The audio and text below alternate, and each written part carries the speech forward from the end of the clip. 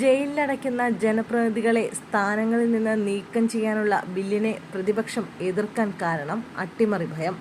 ഗുരുതരമായ ക്രിമിനൽ കുറ്റങ്ങൾ ചുമത്തി അറസ്റ്റ് ചെയ്യപ്പെടുകയോ തടവിലാക്കപ്പെടുകയോ ചെയ്യുന്ന ജനപ്രതിനിധികളെ സ്ഥാനങ്ങളിൽ നിന്ന് നീക്കം ചെയ്യുന്നത് ഉറപ്പാക്കുന്നതിനുള്ള ബില്ലിനെതിരെ ശക്തമായ പ്രതിഷേധമാണ് ലോക്സഭയിലും രാജ്യസഭയിലും പ്രതിപക്ഷം മുന്നോട്ടുവച്ചത്.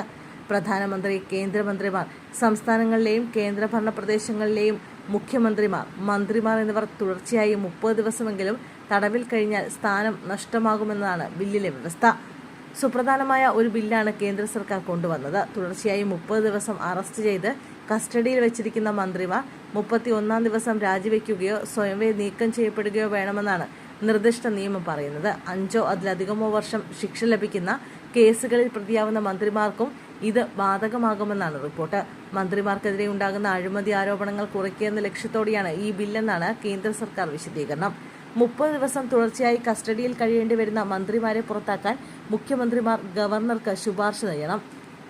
തുടർന്ന് ഗവർണർമാർ മന്ത്രിമാരെ പുറത്താക്കണം. രാജിവെച്ചില്ലെങ്കിലും 31-ാം ദിവസം ഇവർ മന്ത്രിമാരല്ലാതെയാകും. ശിക്ഷാ കാലാവധി കഴിഞ്ഞ് പുറത്തിറങ്ങിക്കഴിഞ്ഞാൽ വീണ്ടും ഈ സ്ഥാനത്തെത്താൻ മറ്റ് തടസ്സങ്ങൾ ഉള്ളതായി ഈ ബില്ലിൽ പറയുന്നില്ല. നേതാക്കൾ ജനങ്ങൾക്ക് മാതൃകയാകേണ്ടവരാണ്. ഇത്തരക്കാർ ജയിലിൽ കിടന്നുകൊണ്ട് ഭരണം നടത്തുന്നത് ഉചിതമല്ല എന്നാണ് സർക്കാരിന്റെ വാദം. ഗുരുതരമായ ക്രിമിനൽ കുറ്റാരോപണങ്ങൾ നേരിട്ട് ഒരു മന്ത്രി അറസ്റ്റിലാകുന്നത് ഭരണഘടന ധാർമ്മികതയെ ദുർബലപ്പെടുത്തുന്നു എന്നാണ് ബില്ലുമായി ബന്ധപ്പെട്ട് നൽകുന്ന വിശദീകരണം. എന്നാൽ തുടർച്ചയായി 30 ദിവസമെങ്കിലും തടവിൽ കഴിയേണ്ടി വന്നാൽ സ്ഥാനം നഷ്ടമാകുമെന്ന ബില്ലിനെതിരെ വൻ പ്രതിഷേധമാണ് പാർലമെന്റിൽ ഉയർന്നത്. പ്രതിപക്ഷ സർക്കാരുകളെ അട്ടിമറിക്കാനുള്ള അജണ്ടയുടെ ഭാഗമാണ് ബില്ലെന്നാണ് ഇന്ത്യ സഖ്യം വിമർശിക്കുന്നത്. അഴിമതി ഇല്ലാതാക്കാനെന്ന പേരിലാണ് ബില്ല് കൊണ്ടുവരുന്നതെങ്കിലും പ്രതിപക്ഷ സർക്കാരുകളെ അട്ടിമറിക്കാനുള്ള നീക്കമാണെന്നാണ് ആക്ഷേപം.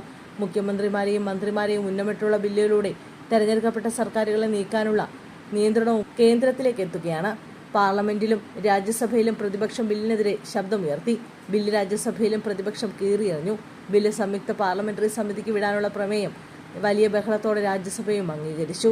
ഭരണഘടനാ പ്രകാരം ശിക്ഷിക്കപ്പെട്ട ജനപ്രതിനിധികളെ മാത്രമേ സ്ഥാനങ്ങളിൽ നിന്ന് നീക്കം ചെയ്യാൻ കഴിയുകയുള്ളൂ. അതിനാൽ പുതിയ നിയമത്തിനായി ഭരണഘടനാ ഭേദഗതി ആവശ്യമാണ്. ഭരണഘടനാ ഭേദഗതി പാസാക്കാൻ 360-ലധികം എംപിമാരുടെ പിന്തുണ സർക്കാരിന് ആവശ്യമാണ്. തൽക്കാലം ഈ സംഖ്യ NDAക്ക് ഇല്ലാത്തതിനാൽ ബില്ല് JPCയിൽ ഏറെക്കാലം കെട്ടിക്കിടക്കാനാണ് സാധ്യത.